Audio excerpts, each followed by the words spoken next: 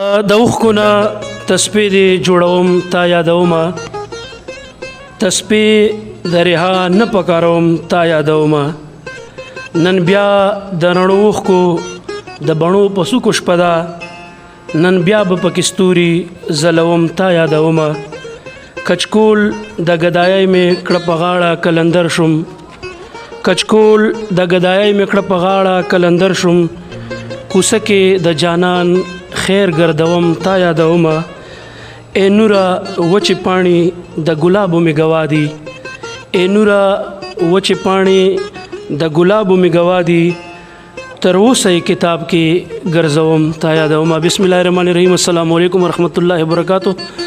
د ادبي رنگونو د نوي مرکې سره شمس شینواری یم او ملګرو ډیر زیات خوشاله یم. په کراچۍ کې مشته یو بل مشر تکړه او خسته د ادب لیکونکی ډیر دروند مشر نوم نور پردې صاحب را سره ناست خوشاله یم. دغه اجرې ته راغلی او دغه به تعارف پښتو دغه نه دغه د ژوند حالات پښتو د کلام نمونه او د شاعرۍ په حق له چغه سمره هسي کړي.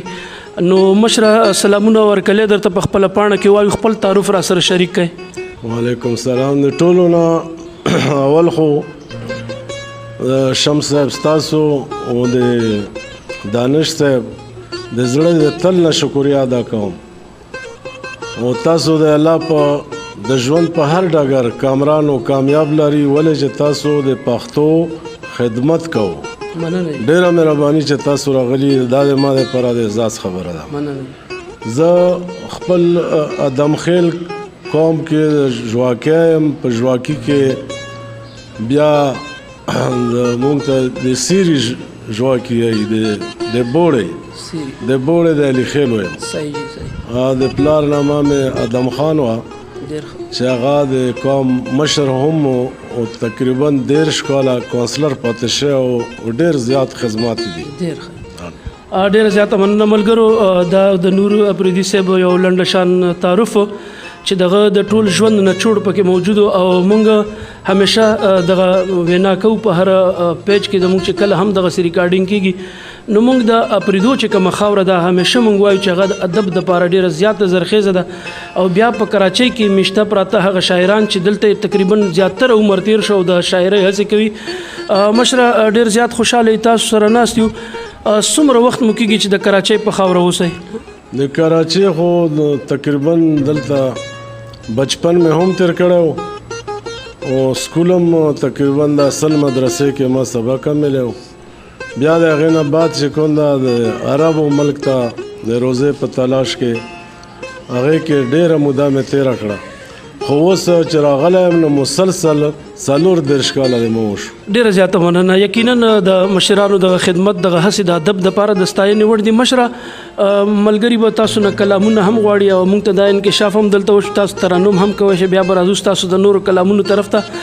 تاسو د نظر هم مسله چلیږي. تاسو کتاب هم یو چاپ شوی دی. څه وایي چې دغه کتاب باره کې موږ ته لږ ونې خپل تعارف وکړئ چې ستاسو د کتاب څه نوم دی او کم سن کې چاپ شوی؟ کتاب د نامه ده زما یادونه. زما یادونه. او دا تقریبا دا شوق خو د بچپن نه وي سړي د شاعري دا پرته وي شاعري په بدن کې. بالکل. او تقریبا دا شروع شي د مجاز نه. مجاز که نه هسې خلک خو دې خو خبرې کوي نو خو حقیقت دا ده چې دا شروع شي د مجاز نه. بیا هغه کور خو وي هغه د مینې کور خو وي په بدن کې په زړه کې. صحیح. نو هغه بیا دومره شي چې هغه مجاز نه بیا حقیقت طرف ته راشي. نو دا کتاب هم ما بیا هم کوشش کړی دی چې یاره مشران به پړاوي عالمان به پړاوي خو هغې باوجود د ځوانۍ هغه د هلکوالي هغه رنګونه په دې کتاب کې د ما شته دي او انشاءالله چې بل کتاب راځي نو په هغې کې به بیا خبرې لږې پاسې ګرځي.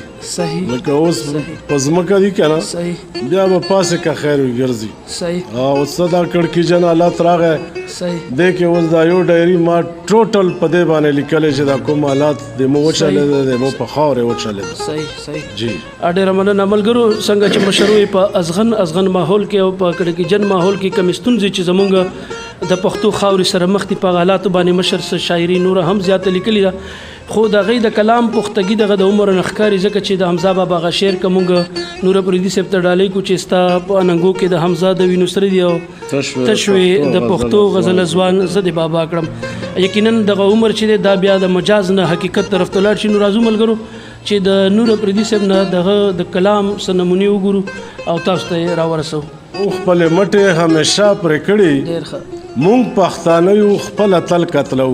ډېر ښه مونږ پښتانه یو تل خپل اتل قتلو. ډېر ښه ډېر ښه.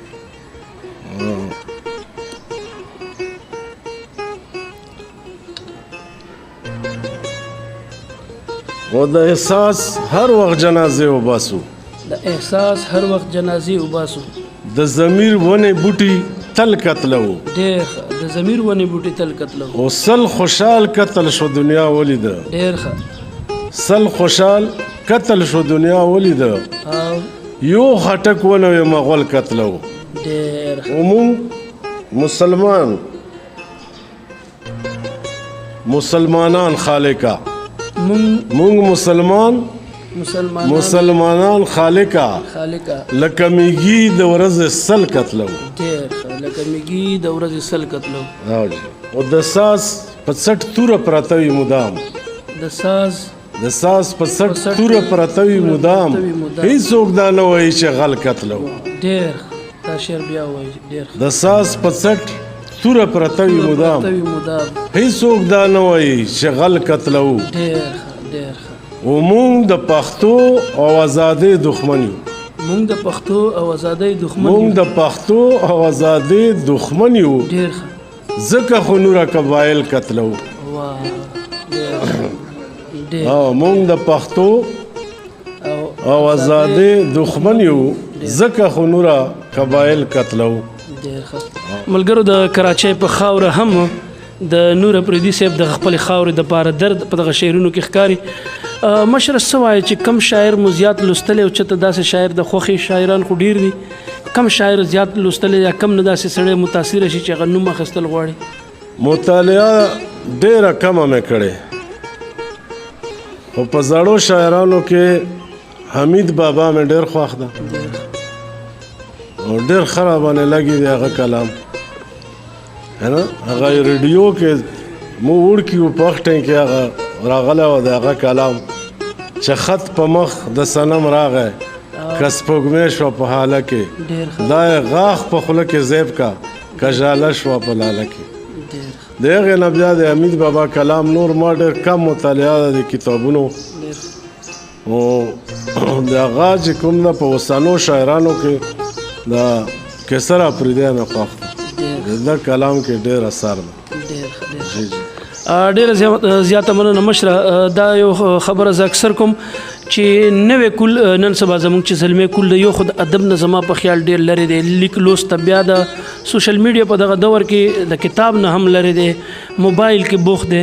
څه وایي چې نوي ځوانان نوې کول زلمی کول زموږ د پښتو چې ادب طرف ته مایله کېږي څه داسې لار ګودر ورته سړی وټاکلی کېږي چې هغه پښتو طرف ته مایله شي او د پښتو په نوي نسل کې هم څه شاعران راوټو کېږي چې د مشرې پیړۍ نه بعد په کراچۍ کې خاص طور باندې زلمی کول کم طرف ته روان دی؟ دې لپاره شمس صاحب ضروري دا ده چې ډېرې نه ډېرې زیاتې نه زیاتې مشاعرې په هر ځای کې شروع شي او وشي چې هغې کې مشران هم ناست وي کشران هم ناست وي هغو چې وګوري د شاعر عزت وګوري نو هغو به دې نه متاثره شي او هغو به هم څه شروع کړي. ملګرو دا زموږ اکثر زموږ همکار دانش افریدی صاحب دغه ګیله کوي چې مرکه ډېره اوږدېږي خو ما دپاره ډېره ګرانه شي چې داسې لویې هستۍ موږ سره ناستې وي. زه هم چې دغونه په سلو کې زه کم داسې خاص سوالونه وکړم چې دغونه زموږ د هغه حالات راوځي هغه خبرې مخ په وړاندې راشي نو خبرې به هم کوو مرکه به جاري وي خو یو بل کلام طرف ته راځو غواړو چې مشره موږ ته یو بل کلام ملګرو ته ډالۍ شي. څو شعرونه راته پکې یاد وي خفه کېږو به نه هغه پورې به وایم چې راشه چې د غرونو په سرونو ټاپې ووایو. واه راشه چې د غرونو په سرونو ټاپې ووایو او هغسې په غبرګو اوازونو ټاپې ووایو. ډېر ښه هغسې په غبرګو اوازونو ټاپې ووایو.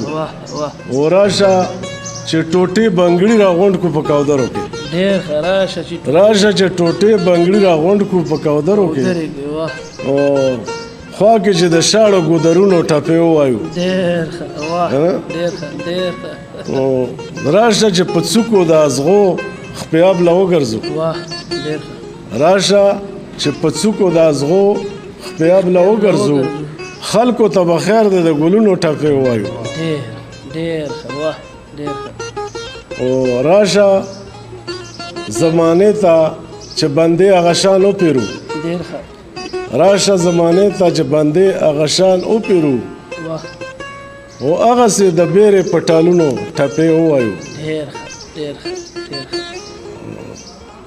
ښه راشه چې نن خپلې حجرې خپل کورونه وستایو واه ډېر ښه راشه چې نن خپلې حجرې خپل کورونه وستایو واه نوره چې د ورانو دیوالونو ټپې ووایو ډېر ښه ډېر ښه او راشه چې د غرونو په سرونو ټپې ووایو او هغسې په غبرګو اوازونو ټپې ووایو ډېره مننه ډېر ښه ملګرو یقینا دغه کلام د خاص طور د خپلې هغه خاورې کوم ځای چې زموږ د پښتو خاوره ده دغه د هغه چې کوم زموږ کلتور دی د هغې هغه کوم روایات دي ګودر دی غرونه دي بیا په غرونو کې ټپې یقینا دغه خیال دغه رنګیني او د ښکلا وړ مشره دغه کلام مې چې تاسو واورېدو نو داسې رنګ راته پکې ښکاره شو زم چې که چېرته دا شی په ترنم کې هم یو شی وویلی شي ترنم وشي ترنم کې داسې شمس صاحب بیا به داسې موقع به که خیر وي هغه کړو که نه ول د کشرانو ناستي چې دانش وي ته وې وزوم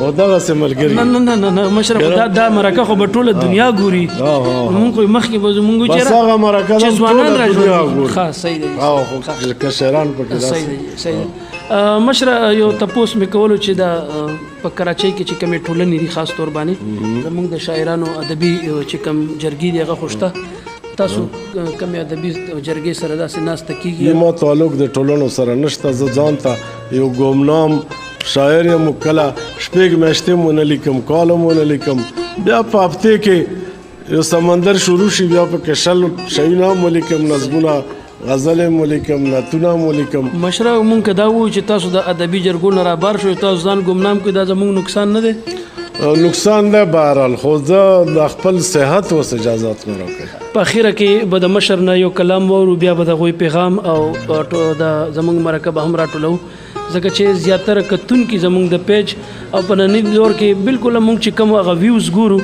نو هغه د 1 منټ نه 1.5 منټ یا 2 منټ ویوز بیا هغه خلک مرکه کټ کړي موږ ته پرسنټیج نه پته لګي خو زموږ دغه پیغام دی زموږ دغه هڅه ده چې دغه شان ادب چې کوم ستوري دي دا به نن وي سبا به موږ سره نه وي نو دغه خبرې د دوی ملغلرې دي زموږ دپاره مشره غواړو چې اخره کې را سره څه شریک کوي بیا به ستاسو پیغام اورو داسې مخکینه شاید چې په لټون د خپل دلبر یم کله چرته کله چرته او زه د مینې ګداګر یم کله چرته کله چرته او د امید په میوه پایم په د هر قسمه تنسکو کې د امید په میوه پایم په د هر قسمه تنسکو کې د ژوندون پیټه په سر یم کله چرته کله چرته او ته ساحل په خپل مقام ته ساحل په خپل مقام هر یو موج پتا ختميږي او زه کشته د سمندر یم کله چرته کله چرته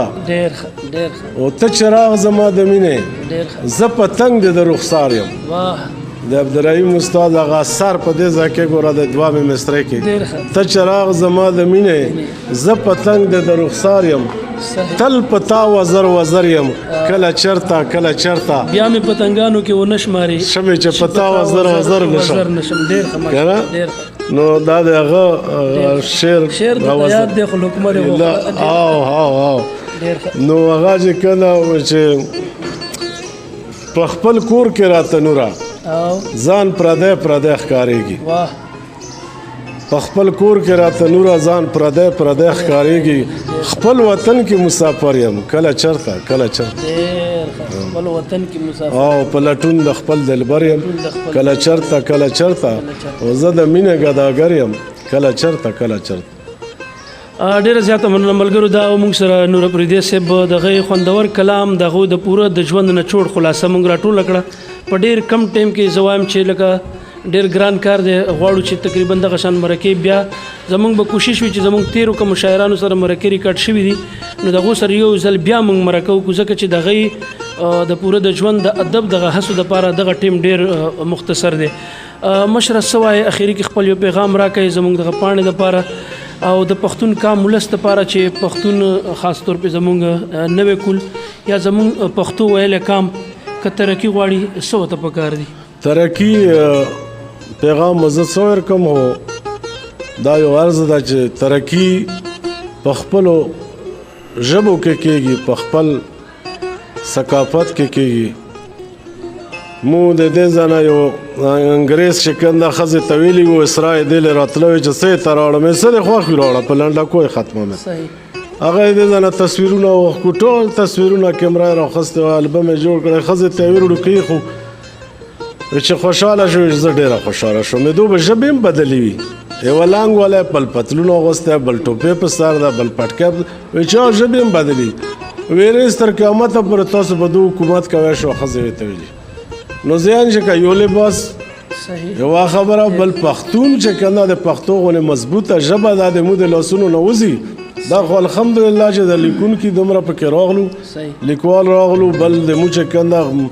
خبر نیوز شو وی ټي خبر شو دا دوم ډېر کار شروع کړی او د تاسو غونې زلمي دوم کار شروع کړی نو پښتو چې کوم دا په پښتو کې که څوک لیکل کوي په پښتو کې خبرې کوي په خپلې ژبې کې خبرې کوي لکه زه اوس په پرېدې کې لګیا یم نو په دې باندې سړی دروند لیده شي په دې سپک نه شي لیده و تاسو چې کوم الله دا کامیاب کړي تاسو یو ښه کار شروع کړی مننه جی د خاطر صاحب یو شعر دی چې ډېرو شپو ته راشه چې د یو بل نه خبر شو یاره په یو شپه ده د ډېرو شپو خبرې نه شي ملګرو د مشر دغه پیغام چې پښتون که ترقي غواړي په دنیا کې په نړۍ کې نو هغوی به یووالی جوړوي او تعلیم طرف ته به راځي د زړه نه به خیري او دغه څومره چې هم ازغن ماحول دا به ختموي په خپله کې به اتفاق کوي نو هله به پښتون کام ولس خپل پت او ننګ پالي تر روانې مرکې پورې ستاسو کوربه شمسینوارې سره د خپل همکار دانش اپریدي